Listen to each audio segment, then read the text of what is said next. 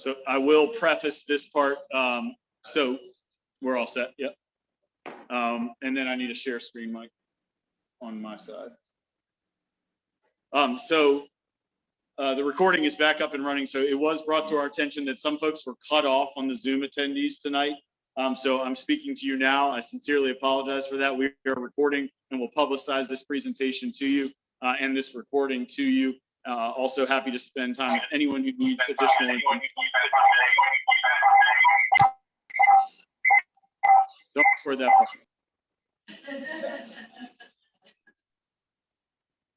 You got an all mute.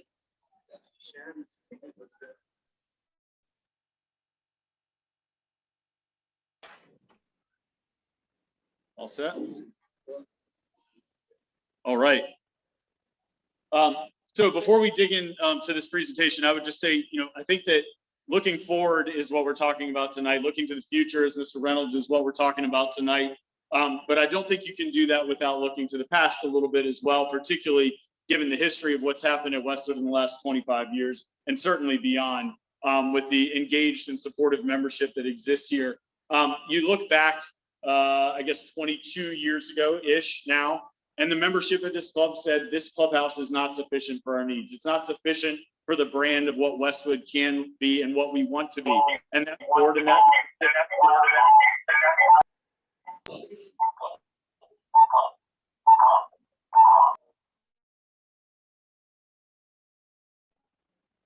So that membership decided that this clubhouse could be better and this club could be better, and they supported that initiative and the funding and the debt that was necessary to build this spectacular building that we're all. Somebody, if everybody on the call could stay muted up for me, please. Thank you. And so flash forward about 11 years ago, a similar conversation was had about the golf course. This golf course was not to the brand and the expectations and the desires of this membership. And to everyone's credit, they got together and voted in favor of the financing, the funding, and the debt required to build the spectacular golf course that we see out back today.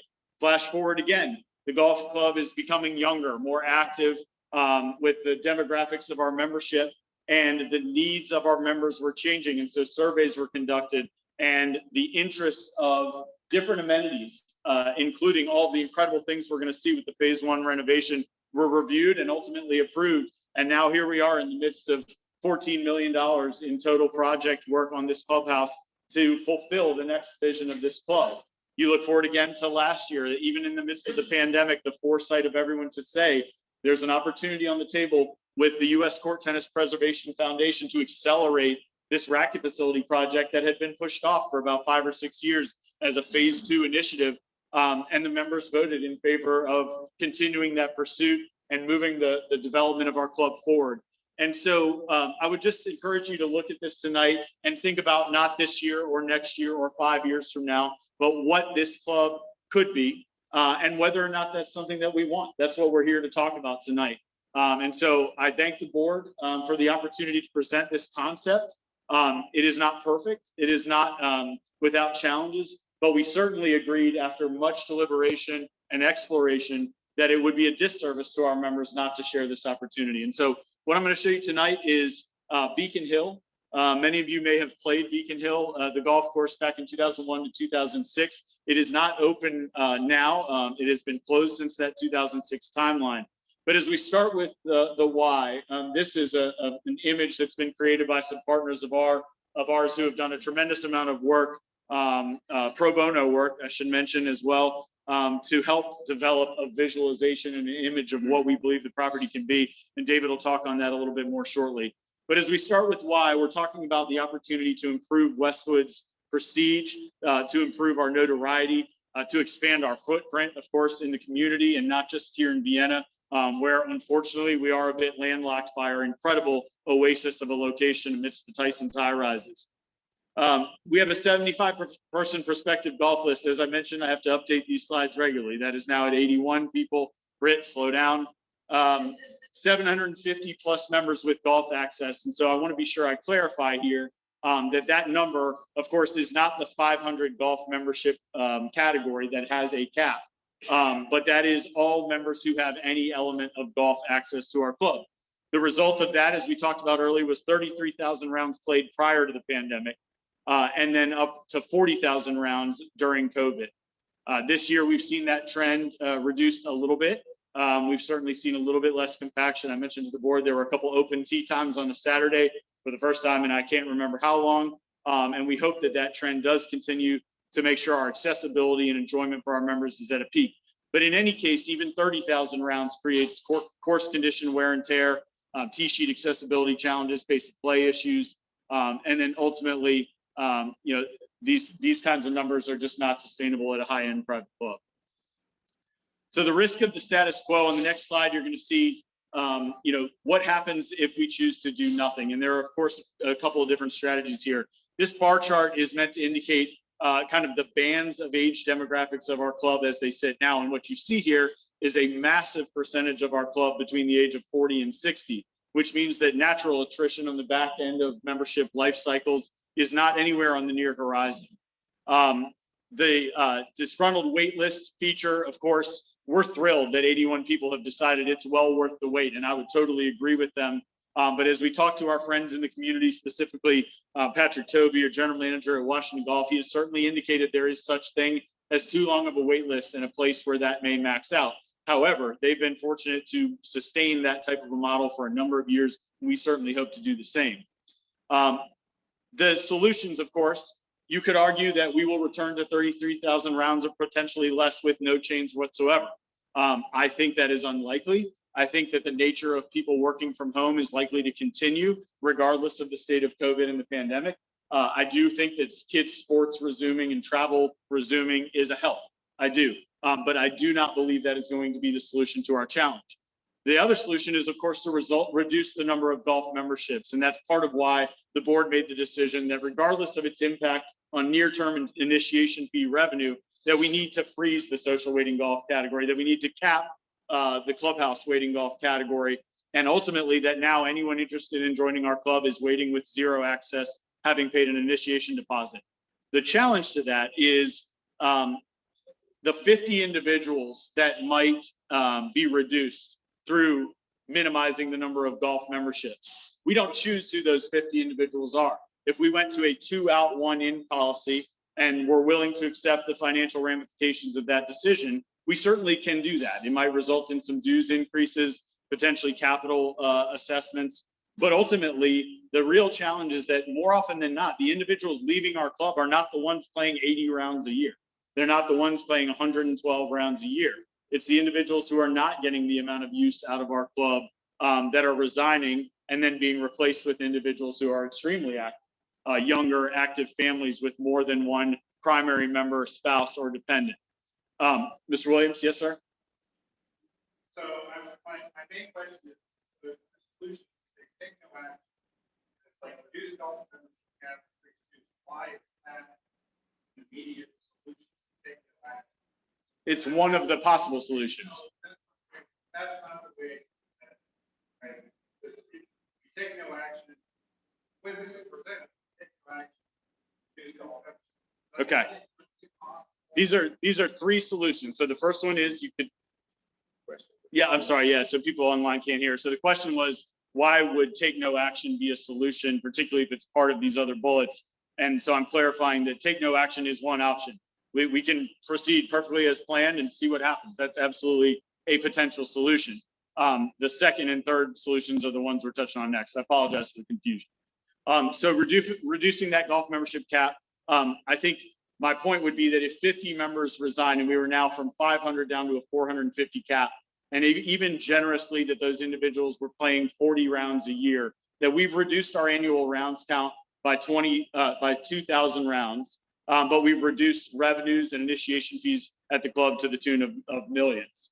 And over time, that obviously becomes more significant.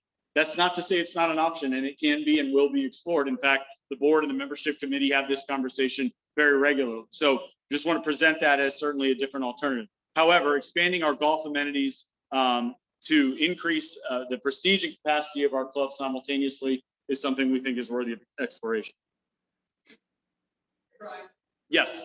What percentage of our play A lot more in the last year, certainly. Yeah, yeah. So it's hard to. Right, there are substantially. We have a graph breakdown of rounds played by the percentage of the membership category for that individual. So you sit on the membership committee, you remember we looked at Legacy very closely, saying, look, Legacy represents 4% of our members, but they only play 2.1% of our rounds. Conversely, the full golf category represents about 65% of our membership, but plays 85% of our rounds. So I don't have the specific answer to your question about how many play more than 30. It's easy enough to look that up based on handicap reports if everybody's posting their scores, but we don't have that in front of us right now. So it's a fair question, and I'm happy to research that as well. So the why now? Obviously, here we are in the midst of all of these exciting projects that we've discussed.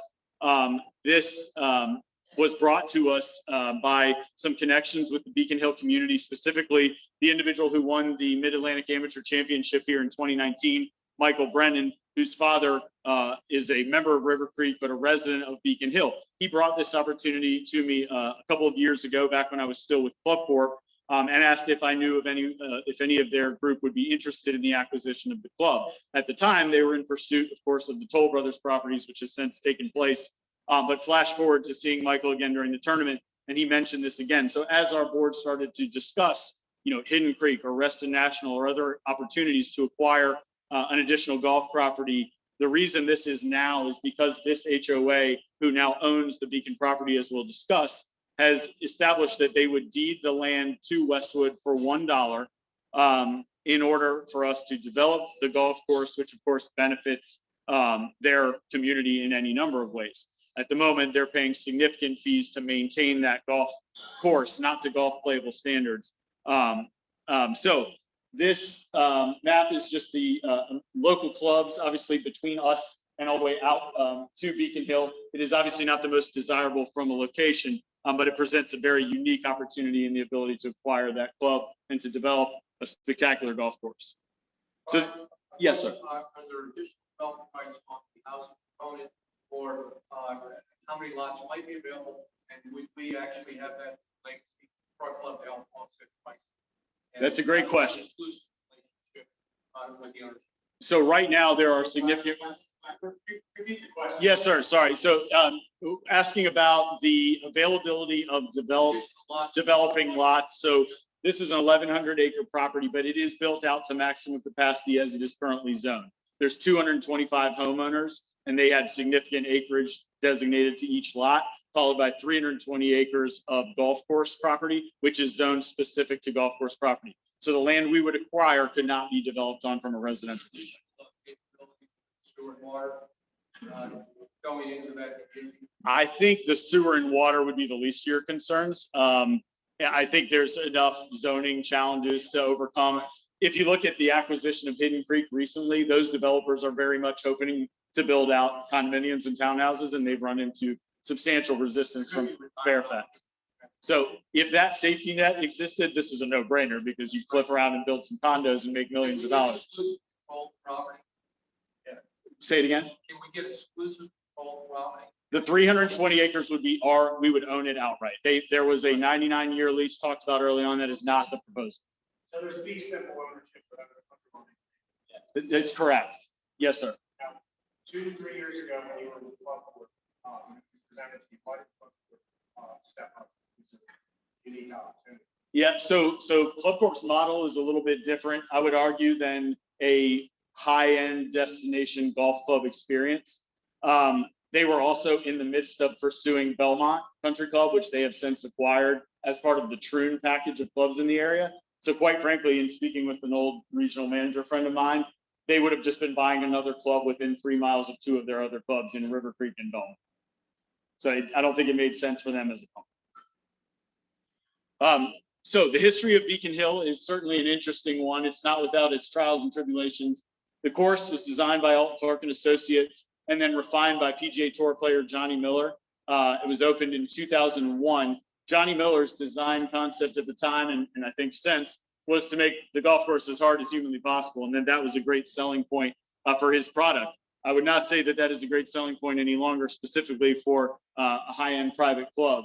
The original Beacon Hill members paid $50,000 for golf initiation fee. It was a 27-hole property at the time, and they did not have a clubhouse constructed during its operations.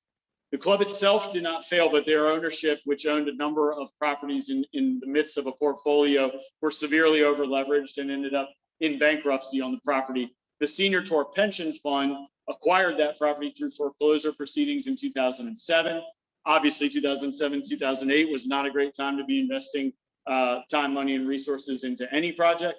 And eventually, the Beacon Hill community took possession of the property in 2015. We give them a significant amount of credit. The HOA still owns that 320 acres, which they acquired then, and they've been careful, as I mentioned, to maintain a lot of the infrastructure of that land, including irrigation systems, cart paths, and mowing out the golf course to at least a recognizable state. Otherwise, significant overgrowth would have taken over the property and would hardly even be able to be envisioned. The pictures you see here are back when the course was open, of course. Really spectacular property, rolling hills, big ponds and lakes across. We'll go to the next slide, Mike. Also, is a mirror still there?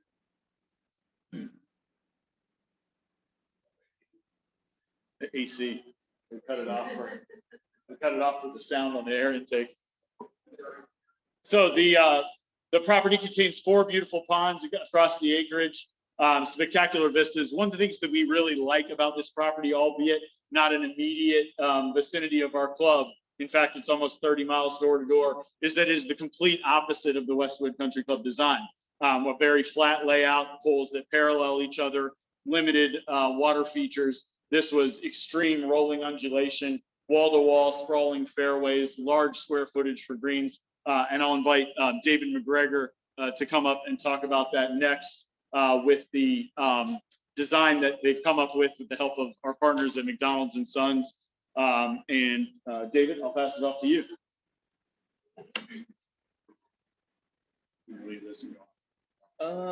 Leave it right there for a second. Good evening, everyone. So those of you who spent some time at Beacon Hill or have heard anything about Beacon Hill, it was the hardest golf course in Northern Virginia, and it wasn't very exciting. And that may want to prevent people taking it on. So one thing we've got to remember, it was built in the Tiger era when making golf courses difficult was fun. They tried to make them as long as possible and as hard as possible.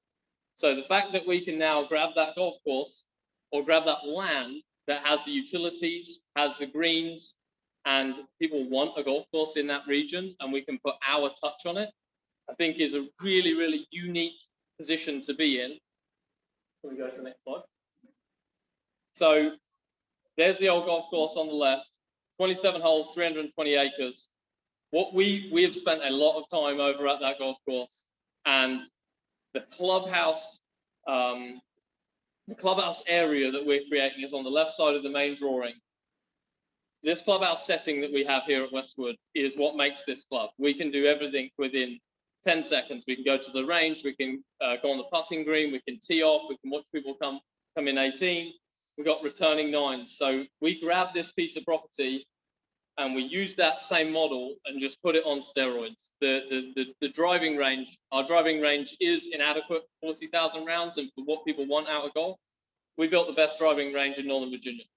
New short game area, indoor hitting bays, first and 10 tee off the same tee box in a horseshoe manner, shooting out, and then a reversible par 3 9-hole course to go play in the evenings, just carrying a couple of clubs.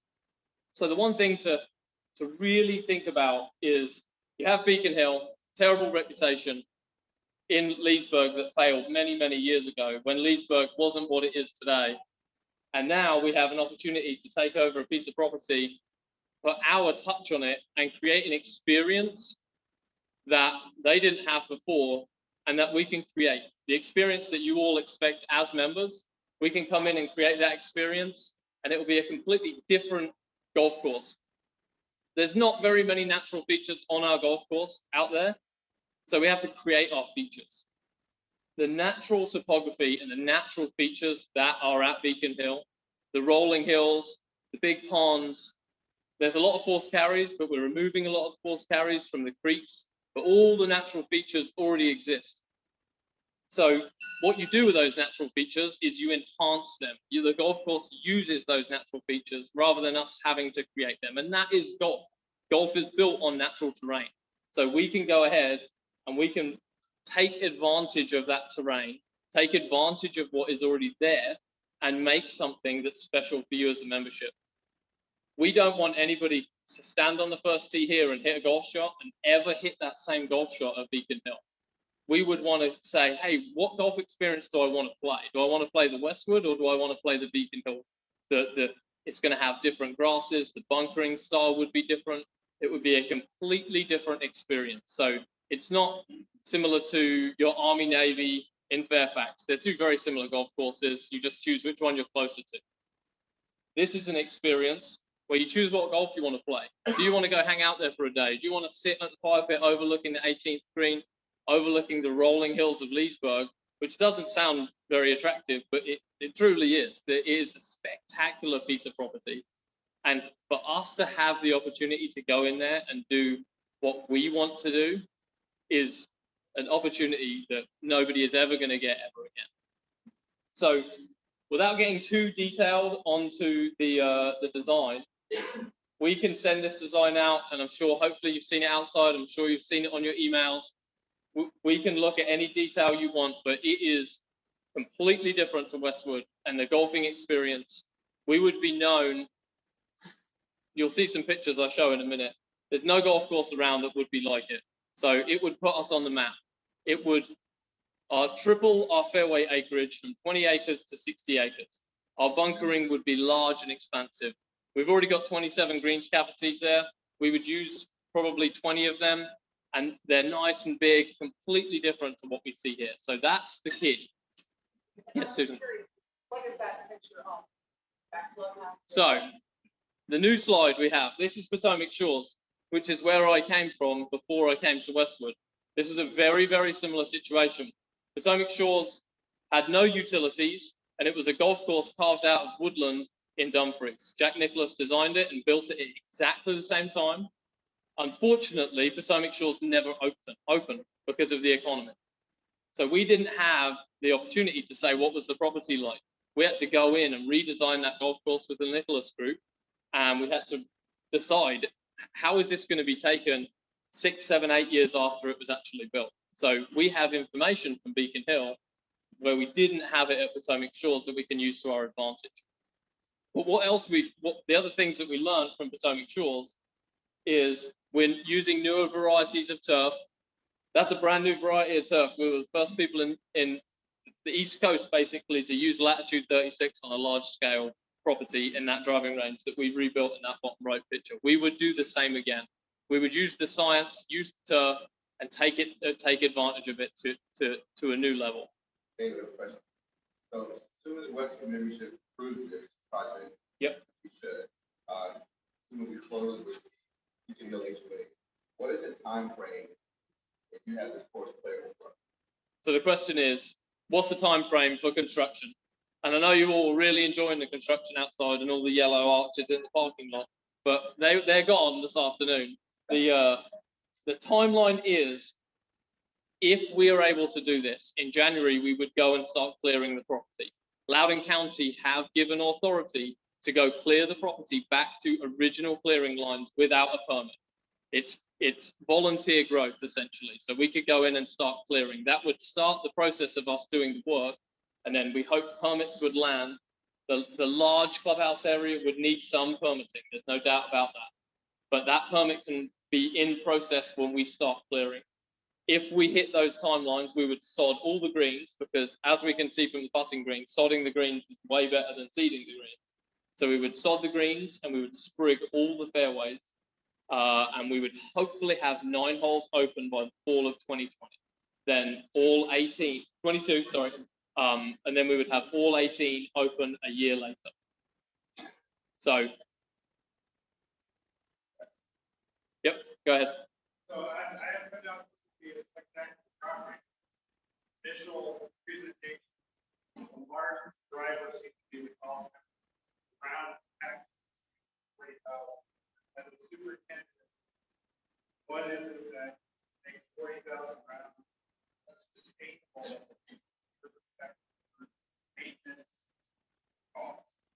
So I've talked to Brian about this a lot. I complain to him about the rounds every single day. And the 40,000 rounds, this wouldn't be worth it to this club if it didn't reduce compaction here. So what it does, compaction, literally compaction on the ground is one of the hardest things to grow turf on. Our standards are only going up. And the more people that play makes creating those standards harder. So without getting into deep agronomics, 40,000 people is 80,000 golf shoes walking across that first green. That's a lot of traffic. If that was the carpet in here, we'd have to replace it every single year. So if you think of it like that, that's 40,000 people in and out our bunkers, splashing sand onto the greens that has to be blown back on. That's 40,000 divots. That's almost regrassing every single tee on the golf course every year, which we shouldn't have to do. So our standards are going up, our play is going up.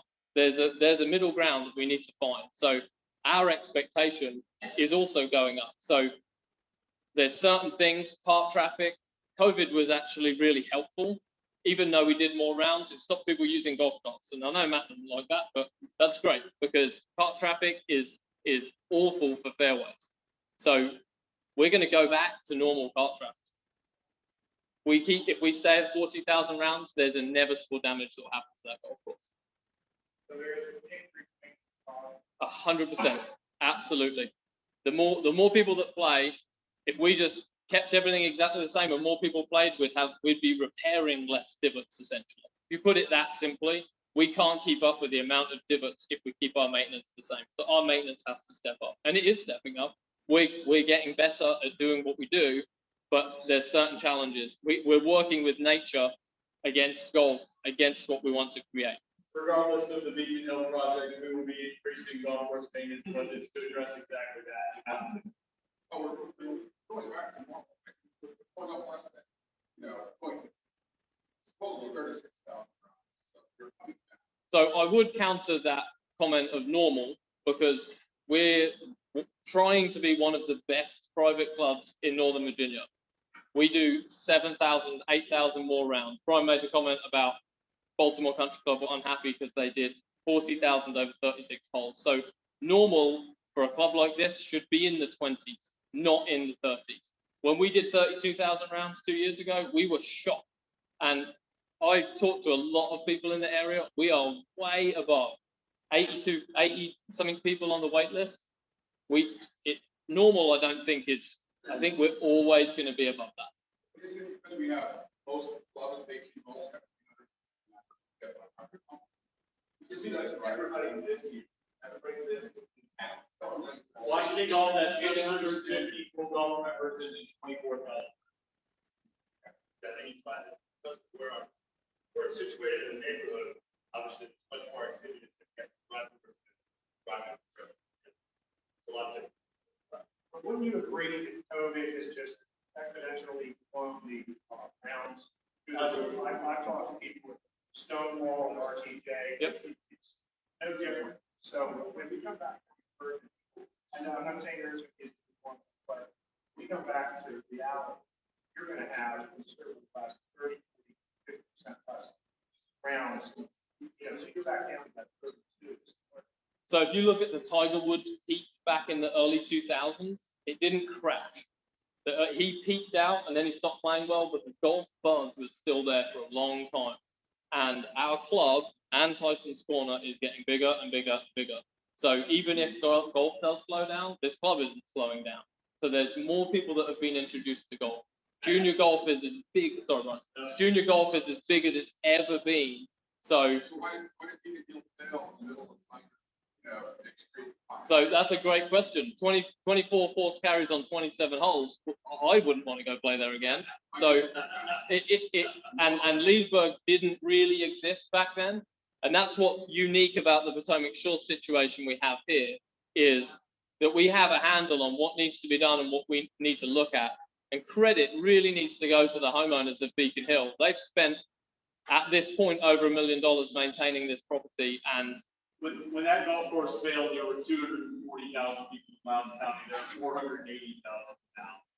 That doesn't mean all of them are golfers by any stretch of the imagination, but there's a significant difference in the market and demographic of that county, which is, oh, by the way, the wealthiest county in the United States of America.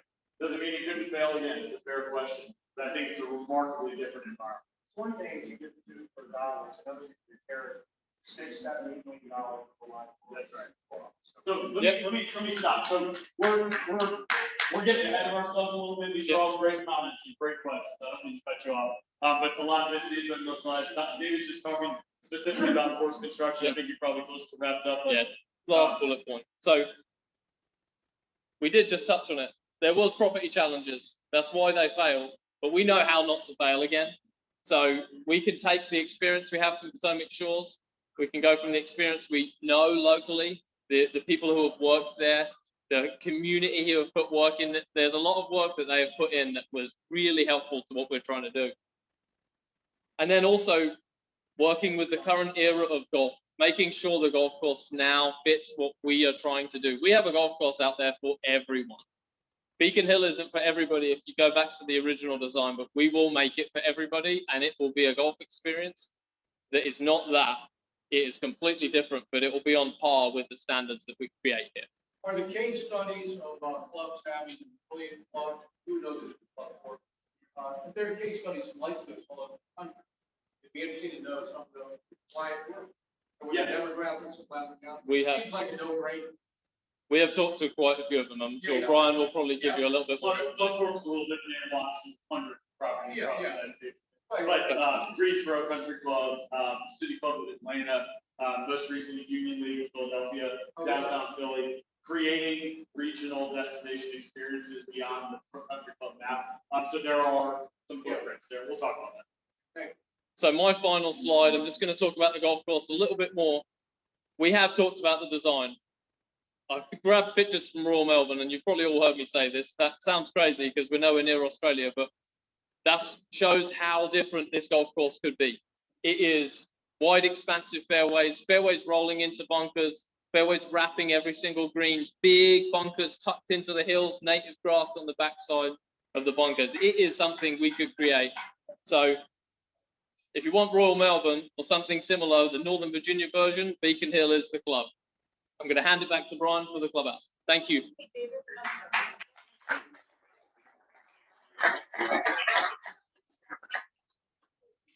superintendent for both clubs, You want to cover that? Yeah. So the question was, would David serve as superintendent for both clubs? This is a great question and obviously sensitive subject matter. So ultimately, the initial development of this takes significant amounts of effort. There's no question about that from myself, from David, from Mike Moore. But ultimately, no, we would hire a superintendent immediately upon construction.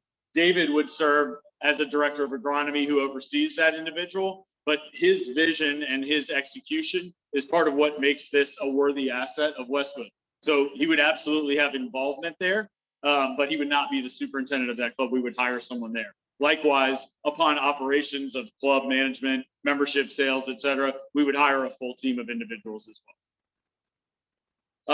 I nod to David as well. One of only 80 master greenkeepers in the world. His skill set, his knowledge, and his experience specifically with Potomac Shores. We talk very much about whether or not this is the right thing for us to do and whether or not we can facilitate this incredible vision while respecting and maintaining Westwood to the elite standards that it should have. And so I rely on David's understanding and knowledge of what it took to create this, what we're doing here. And I give him all the credit in the world for the design concepts that he shared for engaging McDonald's and Son, who have done a tremendous amount of work on some of the images you see. But we're very fortunate to have a remarkable greenskeeper and superintendent, regardless of whether Beacon Hill comes to fruition. So we're good.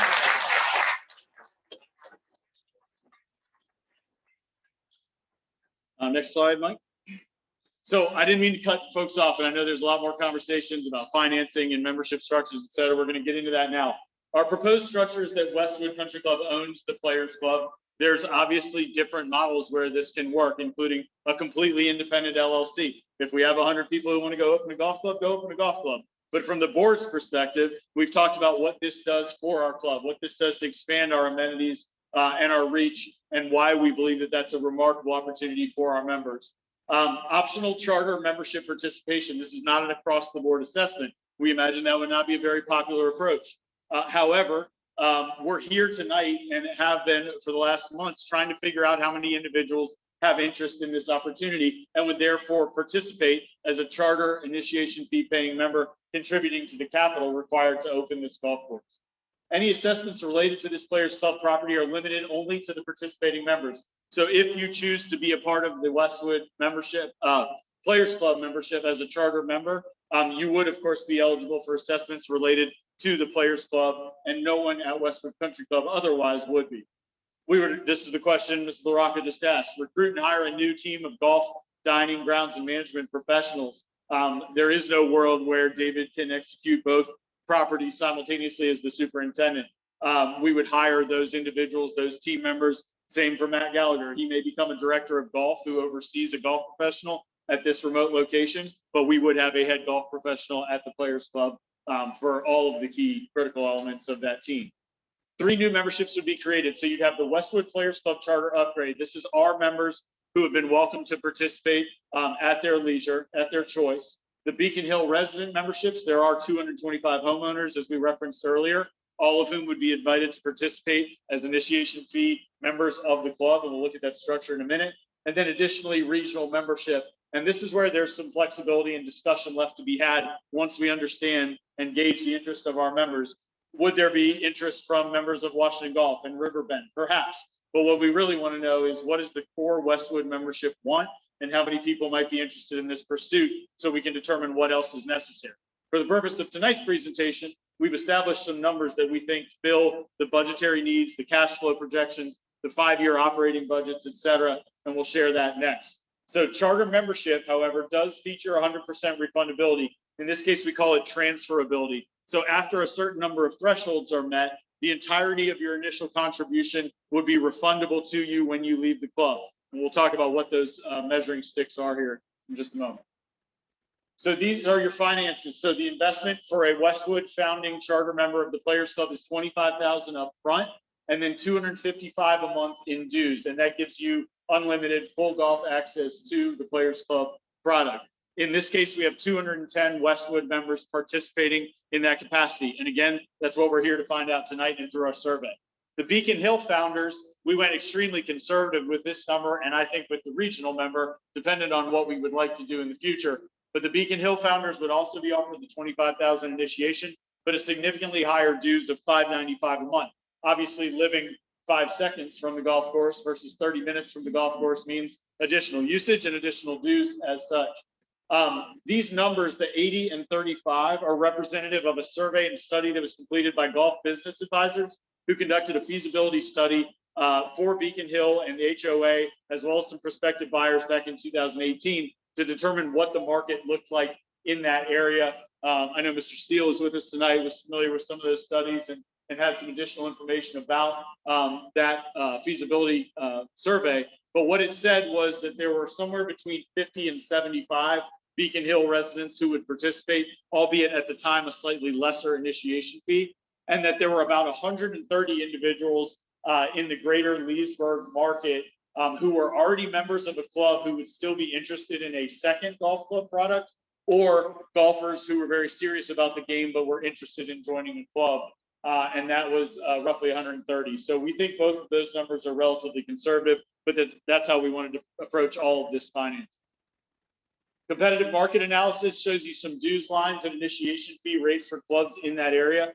River Creek Country Club, where I obviously was previously, Club Corp property, Belmont, also now has been acquired by Club Corp as the second property, $775 and $590 accordingly, $8,500, $15,000 for initiation fees. Creighton Farms, which is probably the most comparable golf product, a much better, I think, golf course and golf experience, substantially higher dues and significantly higher initiation fee. But I think that's what we would aspire to be with this Beacon Hill product upon actual grand opening of the golf facilities. Loudon Country Club, which is a bit kind of more of a blue collar club, very old school golf course design. And then Lansdowne, which quite frankly is a very nice 36-hole property, but the upper course is always overrun with the resort and hotel guests. And even then the Greg Norman course, the lower course, warrants $650 a month in dues. So Players Club financial projections. This is obviously a bit of a 30,000 foot view of the cash flow projections based on the numbers we just shared. The beginning cash balance is representative of the fees and dues collected from initiation fees of those three categories of charter members. The initial cash flow is just a cash burn, of course. In construction, you're spending. Initiation fees collected in year one are relatively conservative, but we believe once there's shovels in the ground, there would only be increased interest to the product that's available. The capital expenditures in year one and year two are representative of just over $7 million in expenses related to the rejuvenation and reopening of the golf course property. There's a question given to David earlier about that number. We'll show you, obviously here we have a 10% contingency on that part, but we also believe that to be a very realistic number, given the infrastructure of what's involved there and the research that's been done of the different things we've talked about: grassing, irrigation systems, cart paths, and green complexes that are still intact. As you move forward, you'll see in year three and year four additional expenses related to the construction of the clubhouse and golf course maintenance facility. Without getting too far off topic, one additional piece to this proposal that's very interesting, although somewhat speculative, there's a group called Loudon Stay that has a number of business partners who have acquired 110 acres directly adjacent to the 320 acres of golf course property. It's the Arthur Godfrey estate, which some of you may be familiar with, right next to Prince's property, Literal Prince, who built a 19,000 square foot 2-bedroom villa with elephants and gazelles and an insane property. It's spectacular views, craziest thing you've ever seen. He found out there wasn't ballistic glass in this building and walked out after living there 35 days. It has been abandoned ever since, but it is spectacular. This group intends to turn that 110 acres, including the Princess lot, into luxury boutique overnight accommodations, a tavern, a restaurant, ballroom. There's a skating rink there. There's 60 overnight rooms already in place. Anyway, the point is the scope and scale of our projected clubhouse would be minimized dramatically if we were in partnership with those neighbors, or even just had access to those facilities, specifically the overnight accommodations, which we think is a pretty critical element of this proposal. So the $5 million reflected there in year 3 and 4 is construction of the clubhouse and the golf course maintenance building, and that would vary depending on the existence of this Godfrey estate and the Loudon Stay proposal. Next slide. So charter member opportunity. We talked about the triggers for this transferability. Refundable initiation contingent on 5 years of complete operations. We obviously want to be established and succeeding before those refundable initiations would be triggered. Completion of clubhouse construction, no matter the scale of that clubhouse, having that in place. Minimum of 400 active members. That might actually end up being specific to the categories of membership: how many Westwood members, how many regional members, and how many Beacon Hill residents. And then distributed on a 1-in, 1-out basis. So the current model says that you would be eligible for the refund based on what you paid, not what it's worth. Obviously, we all hope that down the road, initiation fees would be more like 40, 50, 60,000 and beyond. But the refundability would be based on the initial fees paid, and the delta would stay with the Players Club property. And then this amount requires continued dues. So you couldn't join, play for a year, resign, and then wait around for refundability. You'd have to be an active dues paying member of the club. So there are plenty of pros and cons to this opportunity. We want to share all of them as transparently as possible. So certainly the perception of the original Beacon Hill golf course and its former struggles. There's been some questions asked about why it wasn't purchased previously, or when it was, what happened with the transition and transactions related to that land. I certainly think 2007-8 and the economic time period in which that happened were immensely detrimental to the club. I certainly think the incredible difficulty of the 27-hole layout contributed to the concerns of those coming in. The absence of the clubhouse is obviously not a great benefit, but the underlying fact is the land and the potential there is significant. Time invested by Westwood Country Club department heads. Ms. LaRocca's question again, what does this mean for myself and Mike Moore and David? And I would tell you it's a significant challenge. It's a major undertaking. And ultimately what we're here to decide is whether or not the efforts The 5 years that it might take off of my life is worth the next 50 years of Westwood Country Club, and the excitement and the brand, I think, and notoriety associated with Westwood and what we could become. Additional debt required to construct the clubhouse. This has been addressed a little bit by a slide that we'll share in a minute. One of the pieces that's been brought up repeatedly from the beginning of these presentations is the concept of a subsidiary LLC. And we have in the last week confirmed with our friends at the Union League in Philadelphia and their general manager, Jeff McFadden, as well as their legal counsel and their audit firm, that that is exactly what they did. The Union League owns and operates 3 different golf courses, none of which are on site at the City Club in downtown Philadelphia, and all of which have an independent LLC to protect the mothership club from any liability associated with that property. This is not what has been discussed in previous town hall meetings. That is a huge element of this. And so when you look at debt required to construct the clubhouse, the club would need to collateralize any of that debt based on the assets of the Players Club and not of Westwood Country Club. We want to do nothing to sacrifice the success and the status and the financial position that we've worked so hard to create here at Westwood. And that's where this LLC concept comes in. We'll talk about that more in a minute. Distance from Westwood's home in Vienna. If this was 10 miles up the road, I would say it's an absolute no-brainer.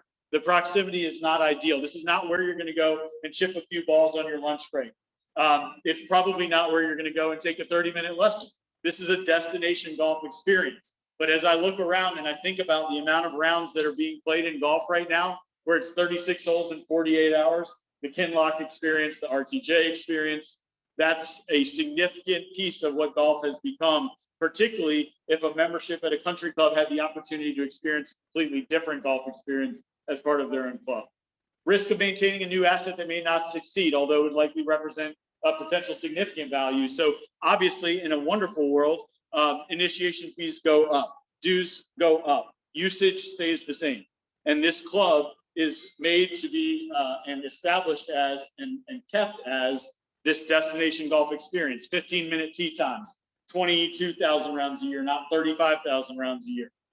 So there is risk, of course, that this doesn't succeed, but in the event of this LLC, all of that risk is on the optional participating charter members. That $25,000 is at risk. There's no getting around that, and that's risk that those individuals need to be accepting of. So here's the structure that now we have been able to propose. And again, I apologize that some of this has changed. Obviously, as we mentioned earlier, the Beacon Hill HOA is pushing for these presentations in mid-June with 2 other suitors of this property, 2 other buying groups that are interested in taking on this project. So we have tried to move quickly, but we've also tried to conduct due diligence. And that's where these last conversations with the Union League and their general manager and legal representation were incredibly helpful. So this structure would be an LLC as a wholly owned subsidiary of Westwood Country Club. The council advises this should allow legally to ring fence the Players Club to protect Westwood from that financial liability. So in fact, when you look at that Union League property, their bylaws indicate that they are not even allowed to incur any debt or mortgage related to their downtown property. And yet they have certainly organized these LLCs to be able to go out and expand to the Ace Club now as their most recent acquisition, Torresdale, which was their first golf club, and then National Golf Club at the Jersey Shore. So we believe this structure of the LLC helps us dramatically in protecting the Westwood Country Club, Westwood members, and Westwood assets.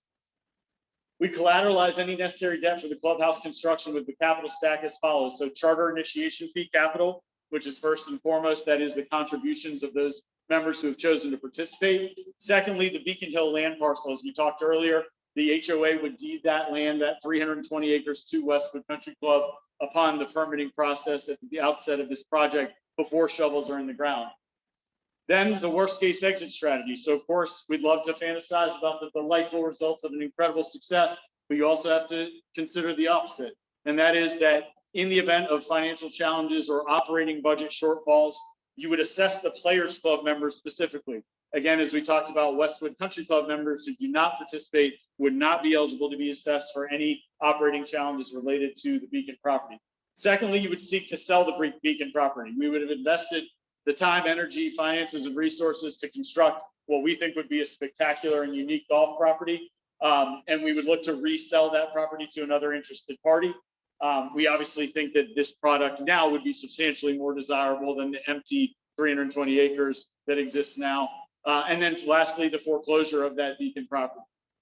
The order of debt and construction expenses would never exceed conservative resale value. So once the golf course were reopened and active, we had 300 members or whatever that number might be playing golf. We're able to assess our actual value at that time. And so the resale value of the club could help designate what potential debt might be incurred for the construction of that clubhouse and of course of the maintenance facility. We seek to structure that debt being the sole obligation of this subsidiary LLC. And that's what has taken place at the Union League, as well as the Greensboro Country Club and the City Club of Atlanta that we talked about earlier, without legal recourse to the mothership, to Westwood. Loan could be collateralized solely by charter initiation capital, operating income in the Beacon Hill land parcel. That is, of course, contingent on the bank's willingness to satisfy and provide that debt on those assets. The Beacon Hill resident and regional members do not have access to Westwood Country Club. This is, of course, very important. We are trying to reduce compaction, not increase it. So these individuals would be joining Westwood, but as a category of membership that only has access to the Players Club, golf club, and golf course. They're welcome to apply for golf membership at Westwood, of course. Now they're looking at 3.5 years to get that, but they are welcome to add their name to that wait list. They can be assessed for operating of capital assessments related to the Players Club at Beacon Hill, but of course not to Westwood Country Club. They would not be eligible to run for or serve on the Westwood Board of Governors. Pros to this project: joining the elite and exceptional group of private clubs with multiple golf courses. We touched on a few of them, of course, which are more traditional in Congressional Baltimore Country Club, 36 holes at the same property, but then others like Union League, like Greensboro Country Club that have acquired a second golf course. City Club in Atlanta acquired Brookhaven Country Club, which is a family club, but then they also built out Crabapple, which is a much higher end golf club destination experience in the vicinity. The opportunity to establish future primary membership product for a higher initiation fee. So obviously we are in immense high demand. I think what would happen with this acquisition and this expansion is that all of a sudden the epicenter of membership prospectus at Westwood moves from Vienna, where 85% of our members come from now, out to Herndon, Reston, Leesburg, Sterling, Ashburn, and all of a sudden the concept of having access to both of these clubs on either side of your residence or your workplace brings new people into the mix. And therefore, does it become a single product that is a 36-hole experience that's 110, 120,000 to join? That's $1,000 a month, $1,100 a month in dues that provides access to both venues. We would, of course, be grandfathering all of our existing members to their current product. We expand the Westwood assets to include this second 18-hole club and 320 acres in Loudoun County. Practice facilities that David talked about earlier. No matter what we do here, we are landlocked and the practice facilities suffer accordingly. We'll be as creative as we can be, but we believe we've done just about as much as we can with the driving range property, and the short game area is certainly lacking. So the RTJ Kinloch Destination Golf Club experience. We have many of our members that do participate in those kinds of clubs now. Can we bring that in-house? Can we have this outstanding golf, outstanding pace of play, different experience? An amenity for entertaining business and VIP guests. We love our family country club. We love what we are and who we are at Westwood. That's exactly what we want to be. But I don't think that precludes individuals of our club from having aspirations for a different product and a second product within the Westwood model that satisfies different golf desires and needs. Reducing compaction, we talked about obviously the 33,000 rounds in 2019 prior to COVID, and how I believe that is not a sustainable business model and that it does create exceptional challenges and compaction to our club. The idea that 200 Westwood members playing a minimum of 2 rounds per month moves almost 5,000 of those rounds away from Westwood Country Club and out to the Players Club, especially that most of those rounds we would anticipate being weekend play, especially out of the gates. Westwood members bringing guests to show off their new club at the Beacon Hill property represents another 600. We would be providing our Westwood members who do not participate some limited access to that club at a guest fee.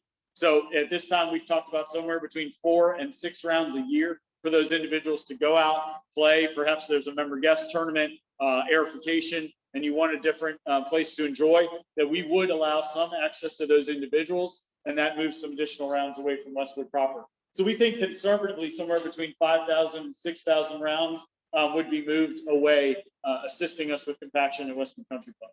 Growth potential, we've talked about the fact that of these 320 acres, only about 180 of it is developed for our initial 18-hole property. What remains is the opportunity for the expansion of potential cottages or sleeping rooms, a par 3 course, expanded practice facilities, executive golf loop and beyond. The brand of Westwood, with national and even international recognition, we are, again, a bit landlocked here. And the fact is that is not likely to change in the future. And that affects not just our members and our access here for our members, but the potential for potentially hosting high-end amateur or even professional events and what that might do for the Westwood brand. Traditional member revenue, we are a 501c7. So we operate off of a gross revenue percentage for a couple things. One is the amount of capital that can be reinvested into our club is restricted to 10% of the prior year's gross capital.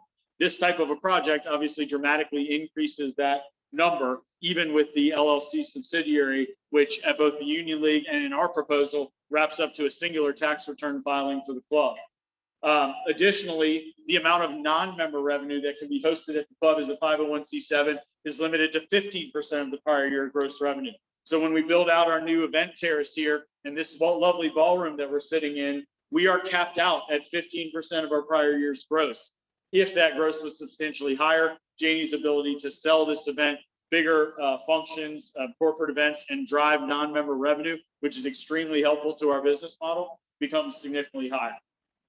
Limited access to the Players Club for waitlist members. So we have talked repeatedly about members, prospective members who are waiting 3 to 3.5 years to get to Westwood Country Club. It's entirely possible that they could opt in as a charter member of the Players Club and have golf access faster than if they just wait for the country club here. And then top club management, recruitment and retention. We've talked about certainly the liabilities associated with the time and energy that would be dedicated to this project. What we haven't talked about is the other side of that equation. And that is the ability to create almost a farm system of incredible talent that can be developed, recruited, brought to our area, working at the Players Club, working at the country club, interns from PGM and agronomic programs that get to have experience in 2 completely different golf worlds and be developed through our system and become our team members and our future for management here at Westwood. Values of recent golf property sales. So this is where kind of the rubber met the road prior to the LLC concept and the fears of the individuals who were not interested in participating, saying, what happens when this all goes terribly wrong and we need to get out? And so while we believe the LLC protects against a substantial portion of that risk, and that the vast majority of it in turn falls on the participating charter members, what we have here is some numbers of recent sales of clubs in the area. Now, some of these are not apples to apples. Admittedly, obviously, Reston National, 23.75 million was not because they think that's a $24 million golf course. They think they can build high rises and make a whole lot more than that. And good on them. I wish them all the best. They're running into significant opposition at the moment. Hidden Creek, similarly, 14 million in 2017. They have no interest in that being a golf club. It has been widely circulated that their goal is to convert that into residences and at least reduce to 9 holes. Lowe's Island, however, if you look back on the back end of the economic downturn 07, 08, I don't think there's a club in the state that wouldn't go back and buy that club right now for the 13 million that it was purchased for. 36 gorgeous holes on the Potomac River. And so good for them with that conversion from Lowe's Island to Trump National. Perhaps more applicable, Belmont Country Club, which we talked about as part of the acquisition of the Club Court properties from Toll Brothers, had a value of 18 million on it. Now, that's a functioning golf country club. They have members, they have dues, they have an operating income and an operating budget. But that property lies about 6 or 7 miles from the gates of Beacon Hill and is half the golf course we would be producing. The Beacon Hill property itself, prior to being converted to different zoning so that the HOA wouldn't pay taxes as common area ground for a homeowners association, was assessed at 3.275 for the land as it sat as an AR1 agricultural rural zoning. And then the one that I turn to the most, I think, as kind of a worst case scenario is West Park Golf Course. For anyone that ever visited West Park, God bless them, but it was your typical municipal golf course.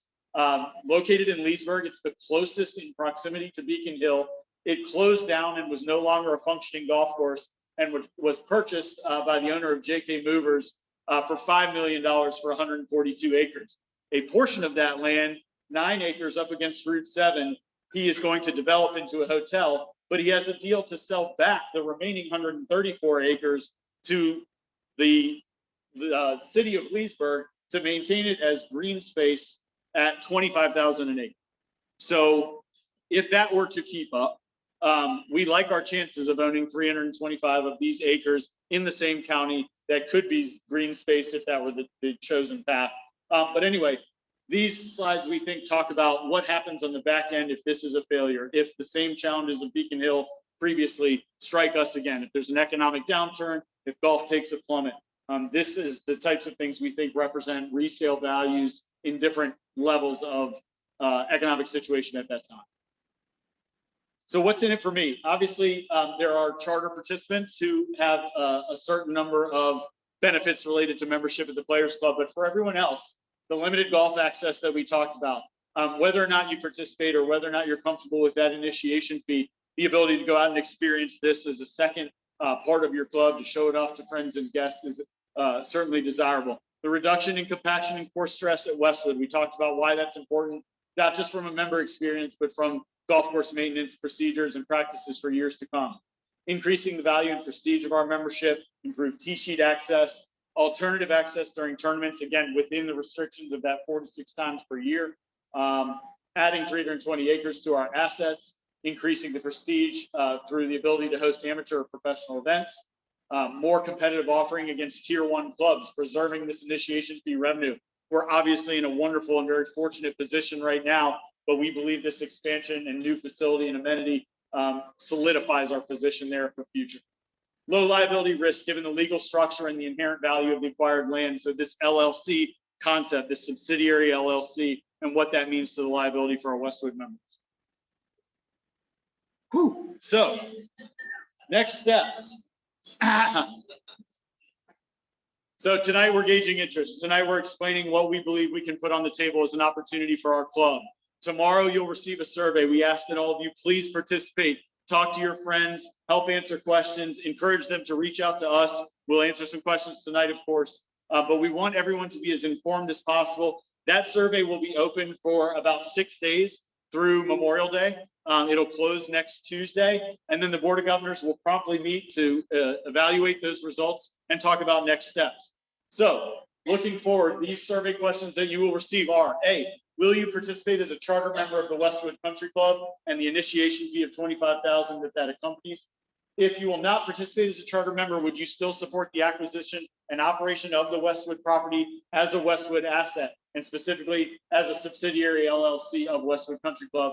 And if you do not support the project, please tell us why. It's important for us to know what our members think and why. If sufficient support exists, we would present our proposal to the Beacon Hill HOA. They have submitted a request for a proposal to us and 2 other prospective buyers. We would show them a version of this presentation and what we think we bring to the table, not just with our design concept, but with our membership and our participating charter members. Yeah. So to reiterate Mr. Rose's point earlier, if you have taken the survey already, please take it again. Yes, no, or indifferent, please complete the survey again, and that will be a fresh start to all of our numbers. If the Beacon Hill HOA agreed to our vision, we would then circle back as a board, as a management team, discuss what this final formal proposal needs to look like, and then present it for an official vote of the membership accordingly. The timeline David talked about earlier, collecting initiation fees and deposits from prospective charter members after the official vote of the members from July through December, the potential clearing back to original status of the Beacon property as early as January of 22, with the intent of having all 18 holes reopened and playable to our members in October of 23, September Is of it available 23. online the presentation? Yes, absolutely. So, and it has been updated, so we're going to circulate this with the survey as well. Good question. Thank you. So we believe the Second Destination Golf Club experience provides an asset and amenity that would establish Westwood as one of the most unique and exceptional clubs in the country. We've talked about compaction. We've talked about, acknowledgement, notoriety, and prestige. But obviously, really, in the end, we believe that if our members are in support of this and enough people express interest in having this as part of their Westwood Country Club experience, that we would be thrilled to present that and provide that. Additionally, of course, the impact to compaction rounds played here at the country club needs to be addressed and will be addressed by the board and management regardless of the outcome of this. Got a couple questions in the back. I know we'll have plenty of questions and we'll work around the room. I know we have some folks still on Zoom with us. Thank you for bearing with us and hanging in there. We'll try to answer as many questions as we can. So, Mr. Corcoran. Ryan, thank you. This is a tremendous presentation. I appreciate what you've done. I want to ask a logistics question first, since you have all these people here and leadership in the room. Perhaps you would extend the hour to operate this evening.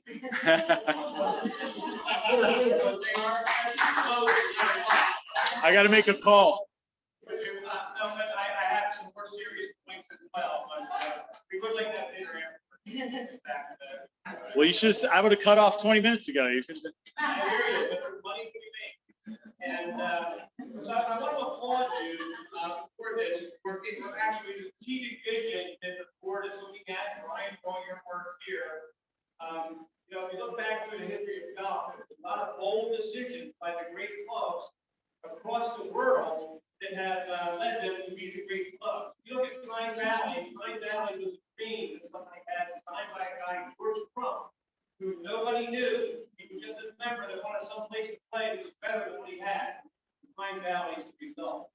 Muirfield in Stockton moved twice because they didn't have a facility to accommodate what the member wanted. There's many clubs like that. There's another one, and all three of these are top 20 courses in the world that you're talking about, Lahinch. If anyone's ever traveled to Ireland and thought that Lake Lahinch is a great golf course, but to this day, veterans there regret the decision that they didn't go to where the current Trump National is in Ireland, called Doonbeg. You know why they didn't go? The railroad didn't go there. So think about that. I know it's 30 or 40 miles to get there, but you've got to make a bold decision to be a great club. And once you be a great club, you can get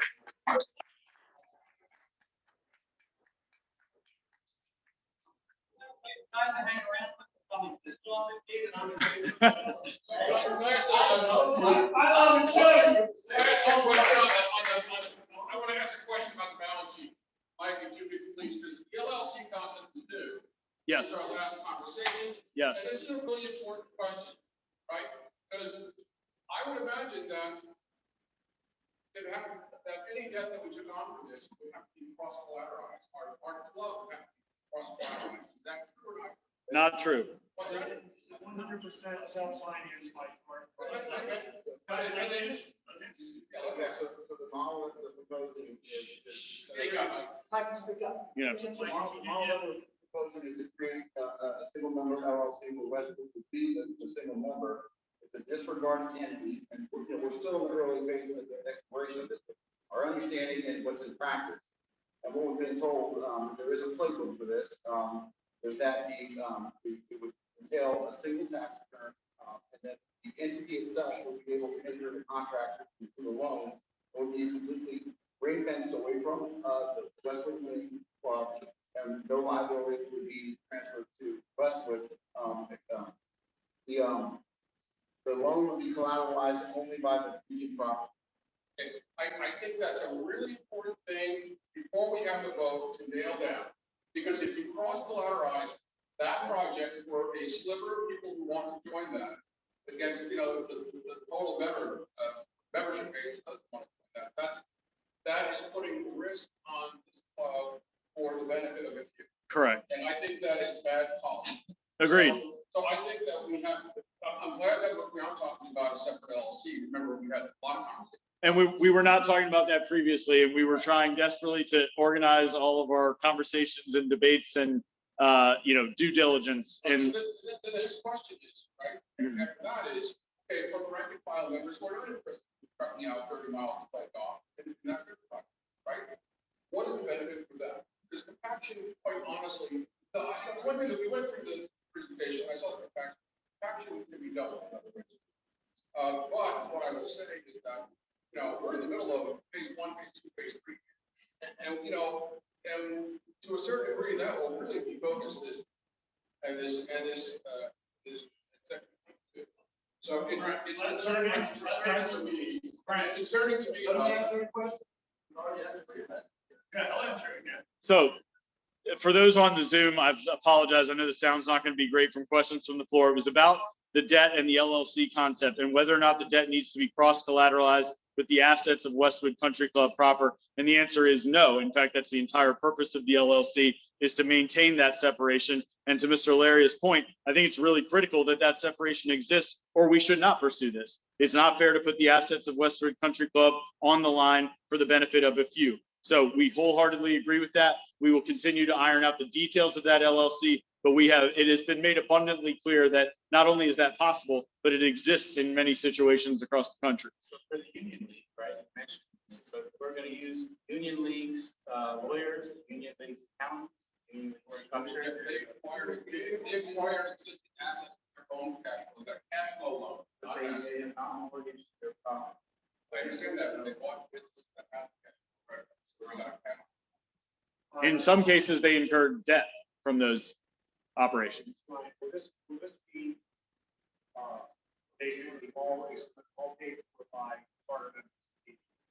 All cash in, all cash out? That's Clubhouse. except for the clubhouse, which would be the potential for debt collateralized by the Beacon assets in the future and the members of the club. We could assess the 350 Players Club members $600 for the construction of the clubhouse, but it would not be assessed to Westwood members, nor would any bank debt be collateralized by Westwood assets.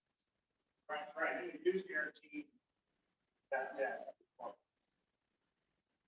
So it has to be collateralized by the assets of the Players Club, which at that time would be the operating income in year 3 of the business model, the number of dues paying members, initiation fees and cash on hand, the 320 acres of the land itself, and so forth. Mr. Williams, you've had your hand up for a while. I apologize. What can I do? So, I'm softening my view 2 weeks ago. Action for 40,000 rounds, so we're down 10, 36,000. Chart says, we ship 6,300 rounds. The rest of it, that's like, April, October, 7 months, 2 rounds, 14 rounds. 24. Okay. We shift down 10%, 36,000. Shift 6,000 out there, 30,000. Mhm. Seems like there's some proof of action review that 30,000 is still too much for this facility as a lead, something private club. That's yeah. But so even if we shift 6,000 rounds, still at 30,000. Is that going to be a problem for the maintenance cost? So the question is, even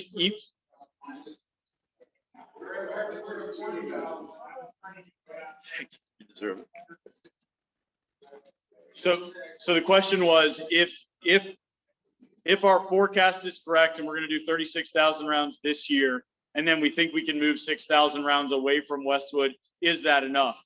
The answer is, I don't think that work would be done. No, I think there would be additional considerations from the board and management that need to be made. I would say, I hope and think that we will return to normalcy more like 33,000 rounds. That's the missing question. Say, this level of volume is not sustainable without any explanation. What does that mean? People might not decide there. Okay, so I would argue that if we continue with 33 to 35,000 rounds, we need to very seriously look at our membership structure and potentially go back to the model that was discussed earlier. And you might do that as well, which is higher dues with less members, playing less rounds. That is what? Yes, because I think in the next 2 years, we'll need to increase the golf course maintenance budget by 5 to 10% a year and continue that just to make up for the amount of wear and tear that's been happening right now. That's kind of. Hey, Steve, honestly, what we're talking about is that fact. We didn't know about COVID, we didn't know about the impact. We know Washington golf, which we always look at as a 3-year club, has a 5-year wait list. What we're talking about is compaction, and we don't know that model, but we do know that 10 million square feet will be built up there, 10,000 new residents will be within miles, it's the future of our club. It's not you, it's the legacy members, the people that are on the way. Let me finish. We finish, Steve, because we can speculate. We, as we look at the budget, we spend $1.7 million. Records, $2.2 on our golf. So we're underfunding that. So that's, but as we go out there, we have pivot parties and everything else. If you not agree that our golf course got beat up last year, please get a show of hands. Who would say our golf course got beat up? Would you agree, Steve? Right, but we had Tim and Parks coming, 40 each night. Well, who's on this? The point is, that this, so we're gonna ask you three things. We're gonna say, we want your non-binding response. We want to hear from you, yes, no, or it's crazy. And tell us what, is it a liability? Jim, you and I talked about. So, Somebody else. Yeah, that's not a vote. Yes, I saw, I won't, but maybe there are people that want to join, but other people will join. But it's like, there are a lot of assumptions about what might happen in this club, for anybody that doesn't. All maintenance, are the grounds decrease? It's like, there's a lot of speculation, desperate, that we're a lot of. Next question, sorry. So nothing about my expectations as a general manager and COO change about how amazing Westwood Country Club can and should and will be. So that's, at least for whatever that's worth, of all the speculation, that is not up for consideration or questions, and we will do everything in our power to keep exactly what we're so proud of there. Yes, ma'am. So can you tell us when, it sounds like was details in the map of the LLC. When is that to be finalized? What that process is?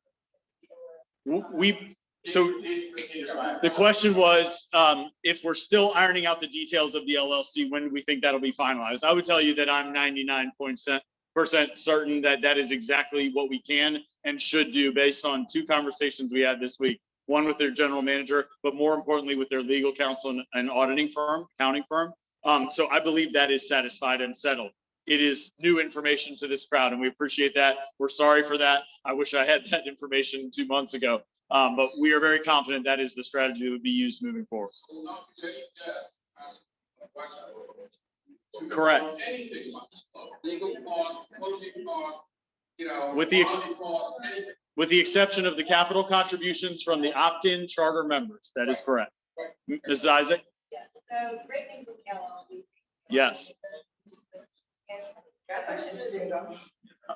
Great news on the LLC. I think that does personally reduce the risk substantially to Westwood. My question is for the clubhouse at the Loud. Is that a contractual obligation that HOA? Things don't quite develop as right. opposed to that forecast. Is there a contingency to filling the land for dollars plus in the time frame, or that can be decided based upon this operation? So the question is the clubhouse required as part of the contractual obligation to receive the land from the HOA? And the answer is no. However, of course, it is extremely desirable for us to have a clubhouse as soon as possible in this timeline for the continued success of the club. What remains to be seen is how limited and sort of understated and rustic could that clubhouse be to satisfy the needs of our Westwood members and eventually, obviously, the expanded population of members there. So if we got to a place where we couldn't secure bank debt for the construction of that facility and we didn't want to assess the Players Club members for the construction of that clubhouse, we would most likely walk away or attempt to sell the golf course that we had built. Have you solved the donut hole problem with the owner that owns the 10 acres in the center? Yes. So there's a piece of land at the bottom of the property where the proposed clubhouse lies that has 11 acres that's not owned by the HOA, but that is part of our model and presentation here. And so where the clubhouse would go. We have an agreement in principle with that individual and a contract that has been written up. In fact, that's pretty much the only dollars we've invested in this process was the drafting of the legal contracts and documents for the acquisition of that land. We obviously didn't want to sign it until we knew that the members were intrigued and interested. But we do have that satisfied, and we have the dollars related to that acquisition already built in to the fees associated with the construction of the court. What does he want? Does he want to try to hold us hostage or? No, I think it's fair market value for the land as it sits. He's interested in membership to the club, and we would accommodate that. There's some questions on the Zoom. Mike, can you read them out if there's something that we haven't touched on? What about certain social members who like to become involved?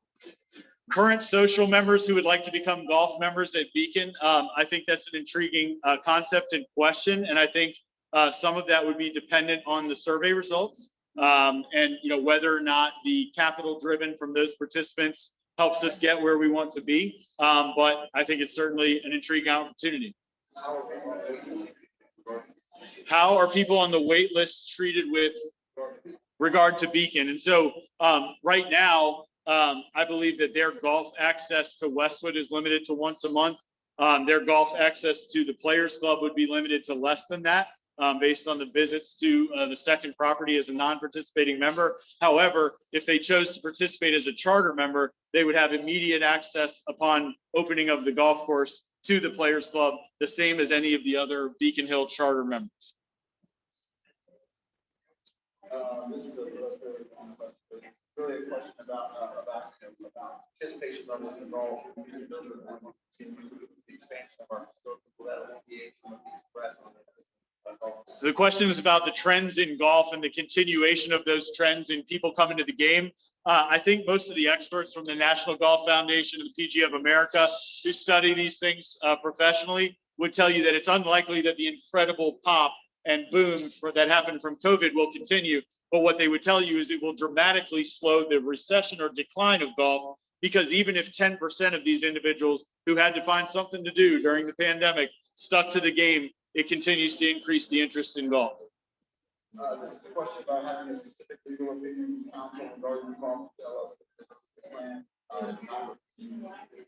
Yeah, so there's a question about the specific legal opinion related to the LLC. We will, of course, establish that to provide comfort to our members. But again, every bit of research we've done indicates that is viable and in existence at many clubs across the country already. We're not creating or building the mold here. Waiting for golf, eligible charter member, and eligible to get their money back after 5 years. Yes, with the wait list members, the 81 on the list be eligible to participate as a charter Beacon member, and then also be eligible for the refundability of that initiation fee. The answer is yes.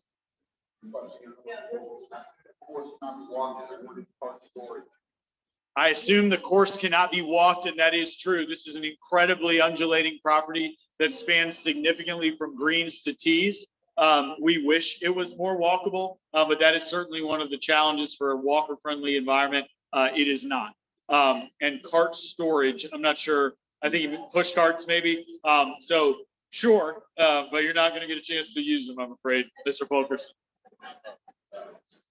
That's just one comment. This is nice job on negotiating the debt. Nice job renegotiating the debt. That had to be Andy Peden. No. So I think that's all the questions from Zoom. One more. Yes, sir. Clarification on something you said. Will members that are non-Westwood members now that join the outside, Yes. even if they're chartered, will they be able to? No. I thought I heard something else. A member who joins the Beacon Hill Players Club, regional or resident, do they have access to Westwood Country Club? The answer is no. They can apply to membership at Westwood Country Club, similar to the opposite direction. Hold on, somebody just said one more question. One more. There was somebody just popped up. What about my question? Yeah, so the initial survey results, we don't even have all of them in and closed yet. I'd say they are indicative of what would be necessary from the total golf population, but they're not definitive yet, certainly. So there was a reasonable amount of support thus far. Probably not as many participating members out of the gates as we would want or hope to reach that 210 number, but that's why we're starting fresh with a new survey tonight after as many people as possible have been informed. Any other questions? Obviously, the new LLC fax as well. 1 year in advance right now. For the tennis courts. Right there. Hey, Brian, I have a question. Yes. Where's the pool go?